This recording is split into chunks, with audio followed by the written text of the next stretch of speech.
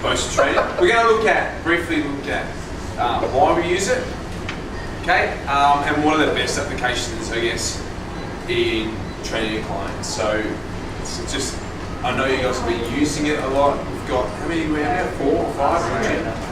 3. We've been using it for a little bit, been doing a lot of training on them at the Institute, so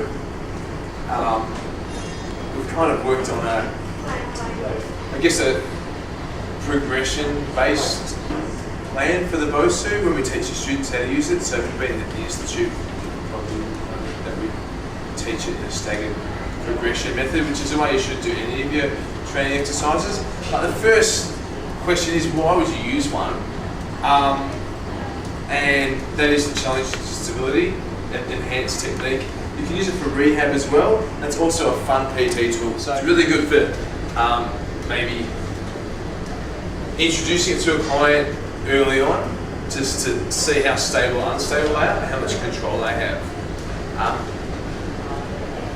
Does it create improvements in function? It does. So one of the reasons we use it is to increase neuromuscular coordination. Okay, it's not really well utilised for strength, so you're not going to get a great strength gain from using the Bosu, but what you will get is increase in motor unit recruitment and improvements in firing of core muscles during high intensity exercises. So it will help 1 RM squat, so you'll get an improvement in squat performance from Bosu training, but you won't get improvements on the Bosu.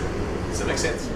The reason you're on here is to increase the amount of firing that's happening in the muscle, and increase motor unit recruitment, which you always want to do. It's silly. So we've got to challenge them in other ways. Either with load, or take this Bosu exercise to a new level. So squat with a rotation, or something like that. Squat with a rotation with a catch and throw. So we take it up to a new level each time. So we're challenging that. So make sure your exercises aren't jump. Just check in each time. Put their client on a Bosu and just found they can't stand up. They're like, oh, they look like Elvis. Yeah? It's like, okay. So first thing to do is get your client to stand. It's nice to get them on it. It's where they can touch a wall or something like that. So they're nicely sort of safe, I guess. Get your client standing at feet width. So we get them to stand. And it's something like a 30-second stand in conjunction with a squat exercise on the floor. Fabulous. And then we go into a partial squat, arms in front, and then we go into a full squat. So coming right down, and that's a 30-second hold. Yeah.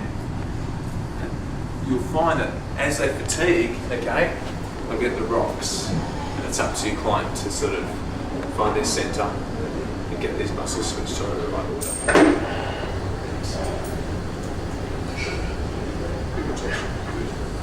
So into your squat, and then perform a row. The target thing is that you keep the Bosu level. Okay, the temptation is for me to drive my feet forward. Okay, so it's about staying level. Other thing you can do is single arm row. Okay, which again challenges your client. And it's just control, so it's neuromuscular control. Okay, it's really got nothing to do with strength or challenging balance. Okay. From there you go to single leg stand, and I think you get a lot more benefit from single leg on Bosu. You know, double leg, you really should have all that stuff done within the first 2 sessions, and with your client, they should be able to perform all that stuff pretty soon. If they're really unbalanced, it may take up to 4 sessions, and you want to spend about 15 minutes every session on the Bosu. So teach them, go back to the beginning, single leg stand. Okay, I teach this stalk stance or Trendelenburg stance here. Soft knee, okay, level Bosu. Knee just below the hip. Okay, they should be in slight posterior tilt. And they can come into an athletic position. So you can work from here, just variants about very your balance position. So you can do a lateral hold with arms overhead, like a star pose. Okay, you can come to legs in front and go to hip extension.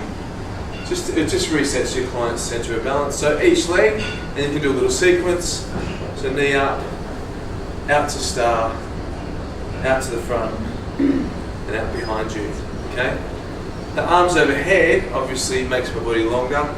It elevates my center of gravity. I'm going to do a lunge. I'll try and get a step from my client's back foot so that they're not stepping down so much off it. Okay, that's you're making the lunge really deep. It's also a split level, which is it's just different. So if you can step them back onto the same level, super.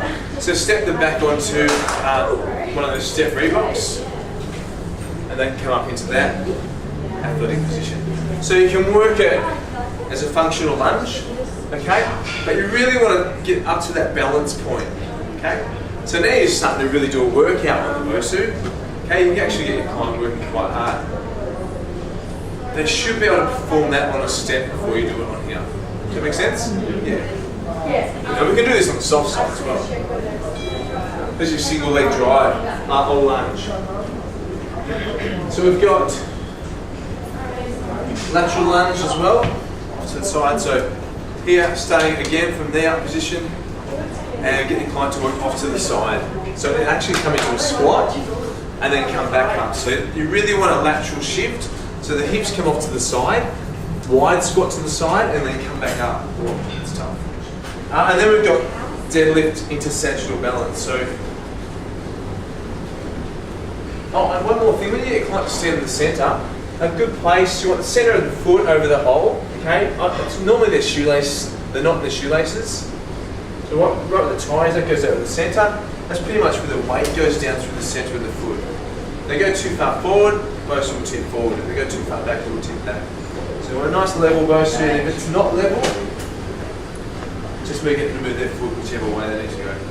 So starting from this athletic position, a deadlift, okay, on a Bosu, tip forward, and we actually tip forward into a sagittal balance. So come all the way. Now you can get a leg extension if you want for your client, and you can also get them to touch their toe. And then come on back up into that. Geez, Slip, you've been practicing. It's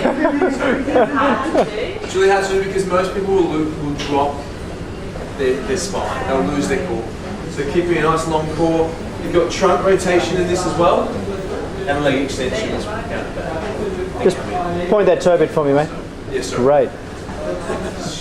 Shake and shimmy. We go off to the side. So push up down here, come up, and come into a side balance. Okay, if you want to challenge your client more, we can lift the leg. So give that a go. Sure. That's good. I might outsource my clients to you, is that okay? There's no way I can do that. We could do You can see that's as a- wobbling, yeah? And then you can get your client to open up.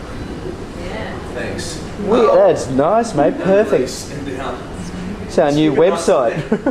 It's important that you can watch your client's line as soon as they let something go. So you've got to watch the scapula here.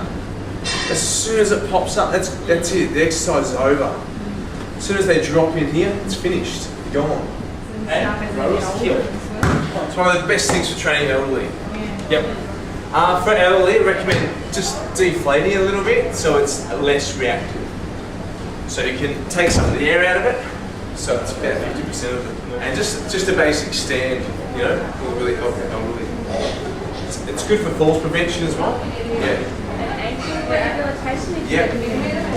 they sprained off their ankle, lay that down to improve the strength of their ankle. Yeah. Ankle's this side, so if you want to rehab an ankle, Which is soft side, you'll see why. When you jump, when you stand, it's really reactive. So at a foot level. So I can actually shift my weight there, but the thing that's going to react is my ankle. So your ankle muscles really get worked on this side of the Bosu. So on your soft side, challenges ankle stability much more heavily. It can be used for bounding and jumping activities. The gains are in eccentric control, so it's in the landing control. Yeah, so I don't care how high you can jump off it. It's how well do you control yourself onto it. So jumping onto it with control.